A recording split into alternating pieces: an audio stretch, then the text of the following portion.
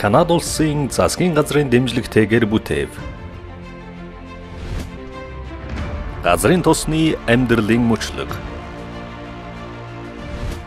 Газрын тосны гарал үүсэл хэрэглээ Монгол улсын газрын тосны салбарын хөгжил, бодлого, эрх зүйн орчны талаар уул уурхай хүнд үйлдвэрийн яамны газрын тосны бодлогын хэрэгжилтийг зохицуулах хэлтсийн дарга Чулуун Даваагийн Чулуунбат.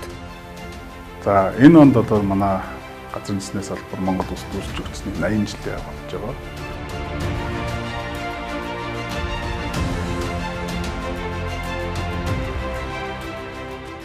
Одоо газрын тосыг хэрхэн ирж хайж ашиглаж олборлох талаарх амьдралын мөчлөг болон газрын тосны салбарын бодлого, хууль эрх зүйн зохицуулалт, байгаль орчин, талуудын оролцооны талаар та бүхэнд зөв зэгцтэй ойлголт мэдээлэл мэдлэгийг одоо өгөхийг одоо чухалчлаа. Манай сургалтын хөтөлбөр маань бол үндсэндээ 9 одоо дэд бүлгээс бүрдэж байгаа. За газрын тос хэрхэн бүрддэг вэ гэж. За газрын тосны гарал үүслийн талаар бол өнөөдрийг хүртэл бол нэгдсэн нэг ойлголтод бол эрдэмтэн судлаачид бол хүрээгүй байгаа. За үндсэндээ бол хоёр төрлийн онол байгаа. Эхнийх нь бол органик бус, хоёр дахь нь бол энэ органик гаралтай юм гэж. За органик бус гэдэг онолыг дэвшүүлсэн гол эрдэмтэн бол та бидний сайн мэддэг одоо химийн үйлчлэх системийг одоо зохиогч Менделеев, Оросын нэртгиймч. Энэ бол одоо газрын тос нь одоо цардсын гүнд өндөр даралт температурт одоо ус төрөгч, нүс ус төрөгч хоёр синтезийн аргаар одоо органик бус байдлаар үүссэн гэдэг онолыг бол дэвшүүлсэн байдаг. За нөгөө нэг талынхан баримталдаг эрдэмтэн юу гэх юм бол одоо энэ л одоо Оросын нэртэд Ломносов болон бусад эрдэмтэд бол газрын тос нь бол органик гаралтай юм а гэж онолыг дэвшүүлсэн. Энэ талаарх одоо видео танилцуулгыг та энэ бүхэн слайд дээр харагдаж байгаа видео холбоосоор орж үзэж сонирхох боломжтой. Газрын тос болон байгалийн хийн хэрхэн үүссэн талаар үзүүлэх энэхүү видеог баруун Австралийн газар судлал болон Австралийн Woodside шинжлэх ухааны төсөл санаачлан бүтээв. Автомашин, автобус онгоцыг хөдөлгдөг эрчим хүч хүн төрөлхтнийг тог заглагантай болгосноор бид хоолой хийж усаа хадах боломжтой болдог. Орчин үеийн эрчим хүчний хэрэгцээний ихэнх хэсгийг нүүрс, газрын тос, байгалийн хий зэрэг чулуужсан түлшээр хангаж байна. Эдгээр өндөр эрчим түлшүүд нь хэдэн сая жилийн туршид бий болсон бөгөөд сэргээгдэх боломжгүй нөөц юм. Ойролцоогоор 2 тэрбум жилийн өмнө замаг бичил амьтад ургамал гэх мэт дадаан организмууд үгснээрээ дадаан ероод хоримтлогдсон дадаан хурдастар хүчил төрөгчгүй нөхцөлд кероген хэмээх бодис болон хуурах ба дулаан мөн даралтын нөлөөгөөр кероген нь айжмар газрын тос эсвэл байгалийн хий болдог байна. Энэхүү үйл явц нь дор хаяж сая жил үргэлжилдэг. Молекулын төвшөнд газрын тос, байгалийн хий нь ус төрөгч ба нүүрс төрөгчийн атомоос бүрддэг нүүрс ус төрөгч юм. Дэлхийн цардцсан тогтмол даралт хөдөлгөөний улмаас газрын тос байгалийн хийнэ шулуулаг доторх нүгсөв зай завсраар дамжин дэлхийн гадаргууд хурж хуурай газар эсвэл ус руу нэвчиж байдаг. Гэхдээ ихэнх тохиолдолд газрын гадаргын дор үл нэвтрэх давхарга тухайлбал чулуулгийн давхаргын дор хашигдсан байдалтай байдаг байна. Царцдас дотор газрын тос хийн ордууд бий болж бассейн үүсдэг. Бассейн нь газрын тос хийгээд үүрсэн хөвсгөр спонж шиг байдаг. Хэмжээ нь асар том бөгөөд бүхэл бүтэн хотын дайны хэмжээтэй байдаг байна. За газрын тос бол одоо энэ газар зүйн хувьд бол дэлхийг даяар бол өргөнд аргасан байдаг. Гэсэн хэдий ч одоо тухайн улс орн болон бүс нутаг хурд сүнслийнхаа шин чанараас хамааран харилцан адилгүй байдаг. За газрын тос бидний амьдралд ямар үүрэгтэй юм бэ гэж. За эртний судар бичигт бол Александрийн гал гэсэн үг өсөг явдаг. Энэ бол Александр Македонский гэрэлтүүлэгт ашиглаж бас цэрэг дайныхаа үйл ажиллагаанд ашиглаж байсан талаар тэмдэглэгдсэн байдаг. За мөн хот суурин газруудыг эзлэхийн тулд цэрэг дайны зорилгоор галт бөмбөлгүүдийг шийдэж бас энэ газрын тосыг ашигладаг байсан байх нь. За мөн одоо ангаах ухаанд одоо энэ яр шарах сорвиудаа ангаах зорилгоор бас тослооны төрхлөг болгон бас ашигладаг байсан бас талаар түүх судар бас тэмдэглэл өгүүлсэн байдаг. За өнгөрсөн зууны 1940-50-аад оноос одоо нефт химийн салбар бол олон улсад их хөгжснээр одоо газрын тосноос олон 10,000 төрлийн бүтээгдэхүүн гаргаж авч эхэлсэн. Одоо энэ газрын засгийг ангаах ухаанд, барилга байгууламжид, ахуйн хэрэглээнд тэ бүхий л төрлийн одоо бүр гоо сайхны хүртэл бараа бүтээгдэхүүн үйлдвэрлэхэд бол ашигладаг байна. Одоо жишээлбэл одоо энэ миний барьж байгаа энэ үзэг бал байна. Хэд энэ гадна талын гэр энэ досон балыг агуулж байгаа капсул өөрөө досон бал маань хүртэл өөр ингээд газрын засны их баг хэмжээний оролцоотой гаргаж авсан бүтээгдэхүүн байх жишээтэй. За Монголд орны хувьд одоо газрын засны талаарх ойлголт гэх юм бол одоо 1910-20-од оны үед анхны одоо автоэрийн эрсэл одоо жичаа машин орж ирснээр бид газрын засны талаарх ойлголттой болж ирсэн. За энэ талаар одоо та бидний сайн мэдхэд тэмцэл кинон дээр нэг гардаг. Нутгийн нэг өвг нь одоо энэ нөгөө чичан гэдэг ч юм уу. За энэ өөхөн тосоор явдаг уу, шар тосоор явдаг уу гэж асуудаг. Хүүхаа. Энэ нөгөө чичан гэдэг нь юу? Тийм үү. Хаа энэ юу ямар ухаанаар явдаг вэ та? Айсан хурдээр хөтлөж байгаа хүүхаа. Тосоо сая хийгээд болох юм. Өөхөн тосоо, шар тосоо. Өөхөн тос биш, шар тос биш, гадрын тосоо. Гадрын тосээ тийм ээ, гадрын тос. Гадрын тос. Самбуутай ишин болохтой тосгол тосоороо гадрын тосоо байна. За Монгол Улсын газрын засны салбарын түүх. За бүгд найрамдах Монгол Ард Улсын ардын сайд нарын зөвлөлийн 1941 оны 2 сарын 28-ны өдрийн 15 дахь тогтоолоор Зөвлөлт холбоот улсын одоо Союз нефт гадаад худалдааны төлөөлөгчийн газраас одоо Улаанбаатар, Хуурах, Ирээн цав, Цэлэнг, Баруун хараач гэдэг юм уу те томоохон хот суурин газруудад байсан агуулах голонг, тоног төхөөрөмж авцас дээр нэг одоо тээврийн яамд одоо тухайн оныхон 4 сарын 15-ны дотор хүлээж авахыг үүрэг болгосон байдаг. За энэ үеэс одоо аль бие ёсоор манай улс оронд маань газрын засны салбар өсч өгцөн гэж тоологдож эхэлж явдаг байна. За үүнээс гадна ерөөсөө энэ тогтоол гарснаас 7 хоногийн дараа буюу одоо 3 сарын 6-ны өдрийн ардын сайд нарын зөвлөлийн 16 дахь тогтоол гарсан байдаг. Бүгд найрамдах Монгол Ард Улсын ардын сайд нарын зөвлөлийн 1941 оны 3 сарын 6-ны 16 дугаар тогтоолоор Монгол Ард Улсын шинжлэх ухааны хүрээлэн ба СССР-ийн геолог хайгуулын экспедицийн дарга Смирновоос Монгол Улсын Дорногов аймгийн нутаг газар явуулсан геологийн эрен тэмдгэрэх ажлыг явуулсны үрээр нефт тосыг олоход холбогдох битумын гарах газрыг нэн олсон тухай сонсоод тогтоох нь. 1. Шинжлэх ухааны хүрээлэнгээс идэвхтэй оролцсны үрээр геолог хайгуулын экспедиц нь охор богино хугацааны дотор маш бага зардлыг гаргаж, сөрхий их үр дүнг гаргаж, экспедицийн үйл ажиллагаагаар бүгд найрамдах Монгол Ард Улс өөрөө анх дугаар нефт олж чадсан явдлыг тэмдэглэсэв.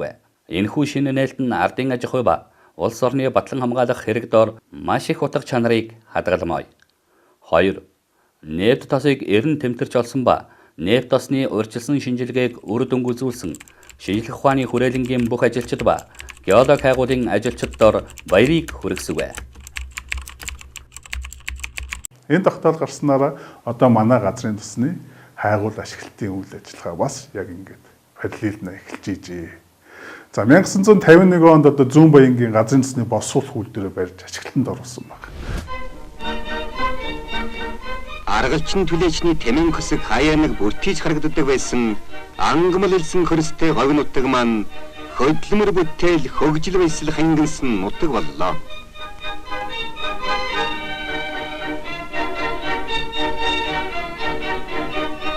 Тэнгэр багамдсан өндөр цамхаг дээр хатан зэрэгт Монгол нефтчид ажиллаж улстан сүүлийн 2 жилд 4 сая төгрөгийн ашиг орууллаа. Сайныг дагуу сарны гэрэл гэж монголчууд ярилцдаг. Ачтай сайн нөхрийн тусламж ардын намын жолоодлогоор богино хугацааны дотор эрэм тал элсэн говийн чимэг болсон Зүүн Баян хот сүндэрлэн бослоо.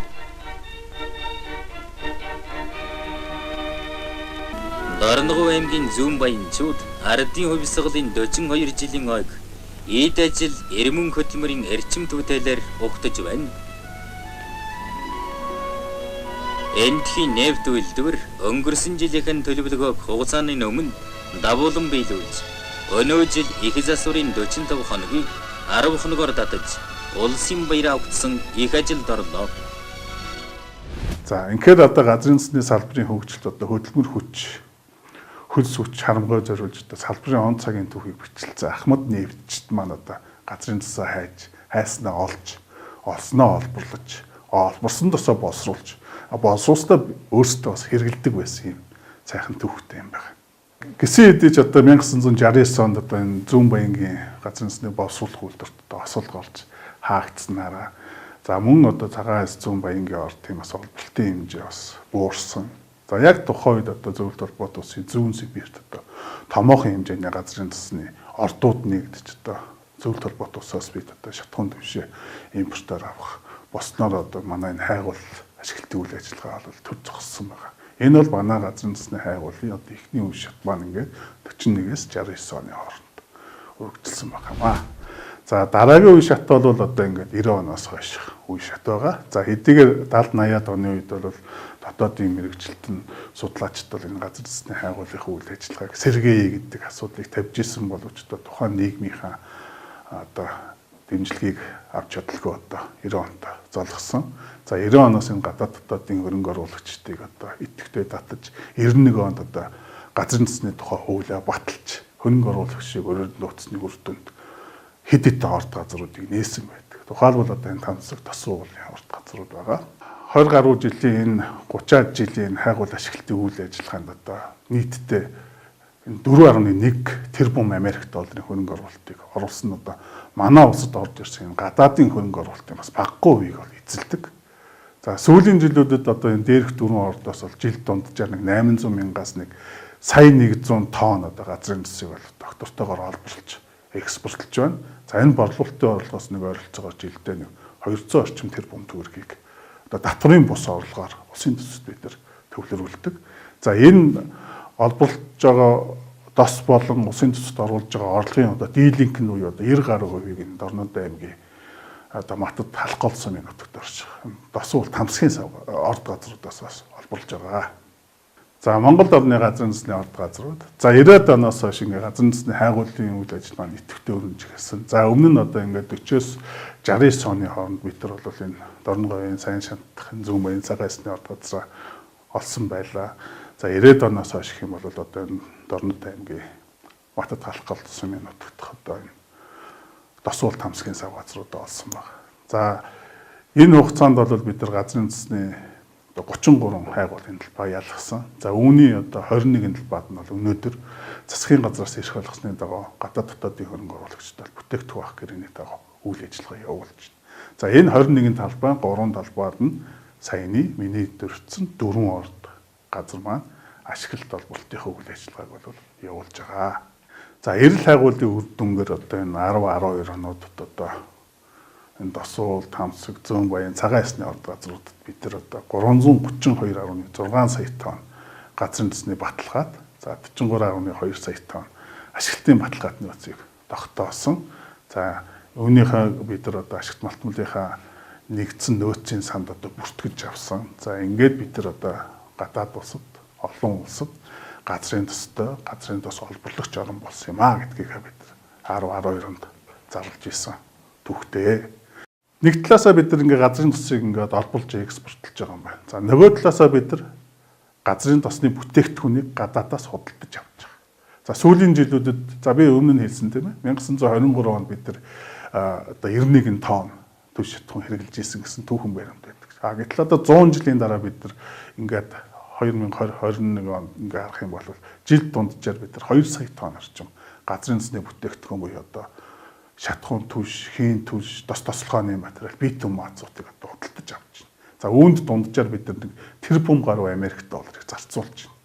За энэ манай Монгол улсын одоо энэ гадаад худалдааны импортоор авж байгаа бараа бүтээгдэхүүний зүгээр хэлэх юм бол 6 доллар тутмын нэгийг нь бид тэр зөвхөн энэ газрын засны бүтээгдэхүүн зарцуулж байна. Тэгэхээр энэ манай улсад тийм ээ манай улсын эдийн засаг нийгэмд одоо ямар их өндөр дарамттай ачаалал өгж байгаа чухал бүтээгдэхүүн бэ гэдгийг нь бол та бүхэн тэндээс ойлгомжтой гэж би хэлэхээр байна. Иймд одоо бидэнд юу хэрэгтэй гэх юм бол одоо газрын засны бүтээгдэхүүн гэдэг нь олон талт их өсвөртэй болох. За тэр дундаа дотоодын их өсвөртэй болох нь бол зайлшгүй шаардлагатай байгаамаа. За дотоодын түүхийд тулгуурсан газрын засны боловсруулах үйлдвэрийг байгуулахаар ингээд төслийг эхлүүлснийг би хэлсэн. За энэ үйлдвэр хэрвээ ашиглалтанд орох юм бол бид одоо газрын засны бүтээгдэхүүний хэрэглээнийх одоо 60 орчим хувийг нь бид нар бол дотоодоос хангах боломжтой болно. За ингэснээрээ бид нар одоо түнш шатхууны одоо энэ гадаад хамгаалалаас ангижрах нийгэм эдийн засгийн одоо чухал ач холбогдолтой юм шүү гэдгийг би одоо дахин одоо онцолж хэлхийг хүсэж байна. За төрөөс газрын тосны салбарыг хөгжүүлэх талаарх бодлогын талаар. Төрөөс газрын тосны салбарыг хөгжүүлэх талаар баримтлах бодлого Монгол улсын урт дунд хугацааны бодлогын баримтчгүүдэд газрын тосны салбарыг хөгжүүлэх талаар дор дурдсан байдлаар тусгагдсан байдаг. 1. Алсын хараа 2050 Монгол улсын урт хугацааны хөгжлийн бодлогын 4-2-16-ад газрын тос боловсруулах үйлдвэр түүний дэд бүтцийн сүлжээ нефт химийн үйлдвэр барьж байгуулна. 2. Монгол улсыг 2020-оос 25 онд хөгжүүлэх 5 жилийн үндсэн чиглэлд газрын тос боловсруулах үйлдвэр байгуулах. 3. Засгийн газрын үйл ажиллагааны хөтөлбөр 2020-оос 2024. Газрын тос уламжлалт бус газрын тосны эрэл хайгуул ашиглалтыг эрчимжүүлж нөөцийг өсгөнө. Дорногов аймгийн Алтан ширээ сумын нутагт дотоодын түүхийн эдэд тулгуурласан газрын тос боловсруулах үйлдвэрийг барьж байгуулна. Ерөөсөө нийтлэг тусгагдсан гол үндэслэл бол газрын тосны боловсруулах үйлдвэрийг л барьж байгуулах талаар тусгасан байна. За энэ зорилтыг биелүүлэхийн тулд одоо газрын тосны боловсруулах үйлдвэрт маань одоо түүхийд буюу одоо газрын тосны нөөцийн асуудал. Энэ бол үнэхээр тулгымцсан асуудал байна. За үүнийг шийдвэрлэхийн тулд бидэнд юу хэрэгтэй гэх юм бол бид өөрсдөө газрын тосныхаа хайгуул ашиглалтын үйл ажиллагааг эрчимжүүлэх хэрэгтэй. Ингийн тулд одоо төрийн байгууллага, орон нутгийн байгууллагууд бүх ил шатнд одоо хууль тогтоомжийнхаа хүрээнд бол дэмжлэгийг үзүүлэх бол шаардлагатай. За газрын тосны тухай хууль бол Бүгдний хамт Монгол ард улс гэж байх үед одоо улсын баг хурлаар 1991 онд батлагдчихсан хууль. За энэ хууль маань бол тухайн үед гадаад дотоодын хөрөнгө оруулалтыг татахад их таатай 10 хуулийн нэгэ гэж одоо тухайн үед олон улсын одоо хайгуулчин гэсэн сэтгүүл дээр бас тэмдэглэгдэжсэн байдаг.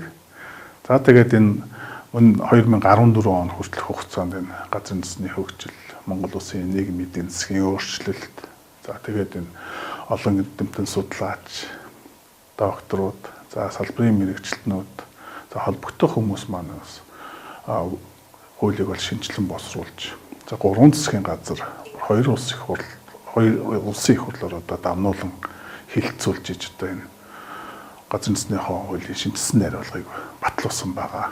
Газрын тосны салбарын эрх зүйн зохицуулалт. Монгол улсын газрын тосны тухай хууль. Монгол улсын нутаг дэвсгэрт газрын тосыг эрх, хайх, ашиглахтай холбогдсон харилцааг зохицуулдаг. Газрын тосны нөөцийг төрийн мэдээлэлд байлгаж, хайгуулын болон ашиглалтын тусгай зөвшөөрлийг газрын тосны компанид шилжүүлдэг. Газрын тосны хайгуул ашиглалтын үйл ажиллагаа эрхлэхийн тулд газрын тосны асуудал эрхэлсэн төрийн захиргааны байгууллага гүйцэтгэгчийн хооронд бүтээгдэхүүн хуваах гэрээ байгуулдаг. За газрын тос бол газрын хэвлэлд дээр ч гарсан бай, хэвлэлд орч бай Монгол улсын төрийн өмч. За хайгуул ашиглалтын тусгай зөвшөөрлийн үндсэн дээр тухайн одоо гэрээлэгч компанид шилждэг баг. За газрын тосны хайгуул ашиглалтын үйл ажиллагааг эрхлэхийн тулд одоо газрын тосны асуудал эрхэлсэн төрийн захиргааны байгууллага буюу одоо өнөөдрийн ашигт малтмал газрын тосны газар маань Монгол улсын засгийн газраас өгсөн зөвшөөрлийн дагуу одоо гадаад дотоодын хөрөнгө оруулагч, гэрээлэгч нартай бүтээгдэхүүн хуваах гэрээг бол байгуулдаг. За бүтээгдэхүүн хуваах гэрээ гэж юу вэ гэж одоо ойлголтыг би та бүхэнд авч өгье. За бүтээгдэхүүн хуваах гэрээний дагуу одоо гадаад дотоодын хөрөнгө оруулагч маань одоо хөрөнгөө оруулаад 100% эрсдлээ таадаг. За эрсдэл гэдэгт бол зөвхөн санхүүгийн болон мөнгө төргийн эрсдэл байхаас гадна одоо цаг хугацааны, техник технологийн мэдлэг мэргэжил ноу-хау гэдэг маш олон эрсдлийг тухайн гэрээлэгч компани дагаад хайгуултын үйл ажиллагаа явуулаад хэрвээ ямар нэгэн хэмжээгээр газрын тосны нөөцийг олж тогтоогоод тухайн нөөц нь эдийн засгийн хувьд үр ашигтай байх юм бол ашиглалтынхаа үйл ажиллагааг шилждэг. Шилжих явцтай олболт эхлэхдээ гэрээн дээр ямар хувь хэмжээгээр одоо засгийн газартаа тохирсон байна, тэрнийхэн дагуу бүтээгдэхүүнээ хувааж авах асуудал. Үүнийг л тохирсон асуудлыг л зохицуулсан хууль эрх зүйн баримтчиг маань энэ бүтээгдэхүүн авах гэрээ юм байна. Энэ гэрээ маань одоо яг өнөөдрийн Монгол улсын нийгмийн эдийн засгийн өнөөгийнхтэй төвшөнтэй адилхан энэ хөгжилтэй улс орнуудад бол өргөн дийлгээр хэрэглэгддэг. За 1960-70-аад оны үеэс одоо Индонез улсаас одоо энэ гэрээний загвар маань гараад өнөө хүртэл хөгжөөд явж байгаа. Монгол улсын газрын тосны тухай хууль 8 дугаар зүйл төрийн захиргааны байгууллагуудын чиг үүргээс уул уурхай хүнд үйлдвэрийн яам. Газрын тосны салбарыг хөгжүүлэх бодлого боловсруулах, хууль тогтоомж шийдвэрийн биелэлтийг зохион байгуулах, тусгай зөвшөөрлийг олгох, хугацааг нь сунгах, түтгэлзүүлэх, хүчингүй болгох. Монгол улсын газрын тосны тухай хууль 9-р зүйл төрийн захиргааны байгууллагуудын чиг үүргээс ашигт малтмал газрын тосны газар, газрын тосны тухай хууль тогтоомж шийдвэрийн биелэлтийг хангах, гэрээлэгчийг сонгон шалгаруулах, бүтээгдэхүүн хуваах гэрээ байгуулах, засгийн газарт ноогдох орлого, төлбөр, урамшууллыг төсөвт төвлөрүүлэх, хайгуул ашиглалтын талбайг хэсэгчлэн эсвэл бүхэлд нь буцаан авах ажлыг зохион байгуулах. Монгол улсын газрын тосны тухай хууль 10 дугаар зүйл нутгийн удирдлагын байгууллагын эрх үүргээс. Нутгийн захиргааны байгууллага, аймгийн иргэдийн төлөөлөгчдийн хурал, газрын тосны тухай хууль тогтоомж түүнийг хэрэгжүүлэхтэй холбогдуулан гаргасан засгийн газрын шийдвэрийн биелэлтийг нутаг дэвсгэртэн зохион байгуулах, газрын тосны хайгуул явуулах, талбайг зарлах тухай мэдээллийг хэлэлцэн дүгнэлт гаргах, татан буулгалтын ажлын үр дүнг хүлээн авах комиссийн үйл ажиллагаанд оролцох, хамтран ажиллах. Сум дүүргийн засаг дарга. Харьяалах нутаг дэвсгэртээ тусгай зөвшөөрлөөр олгогдсон талбайг зориултаар нь ашиглуулах, эзэмшүүлэхэд хяналт тавих. Байгаль орчныг хамгаалах, нөхөн сэргээх, хүн амын эрүүл мэндийг хамгаалах, хуулиар хүлээсэн үүргээ тусгай зөвшөөрөл эзэмшигч хэрхэн биелүүлж байгаад хяналт тавих. Монгол улсын газрын тосны тухай хууль гэрээлэгчийн эрх үүргээс. Монгол улсын хууль тогтоомж дүрм, журам, стандартыг мөрдөж гэрээнд заасан үүргээ биелүүлэх. Өөрийн үйл ажиллагаанд шаардлагадах бараа, ажил үйлчилгээ худалдан авах, туслан гүйцэтгэгч сонгохдоо Монгол улсад бүртгэлтэй татвар төлөгч аж ахуйн нэгжид тэргүүн ээлжинд давуу эрх олгох. Монгол улсын иргэн, мэрэгжилтэн, мэрэгжлийн ажилчдыг ажилд авах, сургах, дадлагжуулах, газрын тосны салбарт хэрэгжүүлж байгаа үйл ажиллагаа, үр дүнг олон нийтэд таниулахад төрийн захиргааны байгууллагуудтай хамтарч ажиллах. Ижил төрлийн ажил хөдөлмөр эрхлэгч гадаад дотоодын ажилтны цалин урамшууллыг тэгш тогтоох. Түүнчлэн ажилтны хууль ёсны эрх ашиг, сонирхлыг хамгаалах. Байгаль орчныг хамгаалах, нөхөн сэргээх ажлыг стандартын дагуу бүрэн хийж дуусгах, хайгуул ашиглалтын барилга байгууламжийг татан буулгах ажлын зардлыг гаргах. За иргэд маань одоо энэ ямар одоо харьцаанд орох юм бэ гэх юм бол та бүгдний одоо худаг ус өвлжөө барилга байсан. За магадгүй одоо эртний үе одоо түүхэн доовоо дахлаг ч гэдэг юм уу те археологийн үнд ховор зүйл байх одоо өшөө дурсгал гэх зэрэг үйл ажиллагаа ямар нэгэн байдлаар энэ гэрээлэгч хор хохирол учруулсан бол нөхөн төлөх бол үүргийг хүлээн. За ажлын шаардлагаар хайгуул ашиглалтын үйл ажиллагааны шаардлагаар та бүхний одоо өвлж аварч барилга байгууламж одоо шилжүүлнэ одоо нүүлгэн шилжүүлэх асуудал гарах юм бол тухайн одоо нөхөн төлбөрийг бол шилжүүлэхтэй одоо холбоотой зардлыг бас хариуцж гүйцэтгэх нь байна. За ямар нэгэн байдлаар бол гэрээний үүргээ биелүүлээгүй энэ үйл ажиллагаануудыг хөрөл учруулах юм бол одоо холбогдох хууль тогтоомжийн дагуу одоо санкц арга хэмжээнүүд хүлээх үүрэгтэй. Нэгдсэн үндэсний байгууллагын тогтвортой хөгжлийн зорилго. Нэгдсэн үндэсний байгууллагын байгаль орчны хариуцлага, олон нийтийн оролцоог нэмэгдүүлэх зорилго нь байгалийн нөөцөд тулгуурласан хөгжлийн шилдэг туршлагад тооцогддог. Газрын тосны салбарын хөгжилд тус бодлогын дараах 3 зорилго шууд хамааралтай. Зорилго 5. Гендерийн тэгш байдлыг хангаж бүх эмэгтэйчүүд октын чадварыг бэхжүүлэх. Зорилго 8. Эдийн засгийн тогтвортой хүртээмжтэй тогтвортой өсөлтийг дэмжих. Бүтээмжтэй үйл ажиллагаа, зохистой ажлын байр бий болгох. Зорилго 15. Хуурай газрын экосистемийг хамгаалах, нөхөн сэргээх, тогтвортой ашиглалтыг дэмжих, ойн тогтвортой менежментийг нэвтрүүлэх, цөлжилттэй тэмцэх, цөлжилт, ган ачгаас үүссэн доройтлыг арилгах, биологийн олон янз байдлын алдагдлыг зогсоох. Эцэст нь хэлэхэд одоо та бүхэн газрын тосны дараагийн сэдвүүдээр одоо зөв зохистой мэдлэг мэдээлэлтэй болж одоо газрын тосны салбарын хөгжилд гар бие сэтгэлээрээ оролцсон гэдэгт итгэлтэй байна. За тэгээ ганц оног орно газрын тос улам өргөх болтугай. Баярлалаа.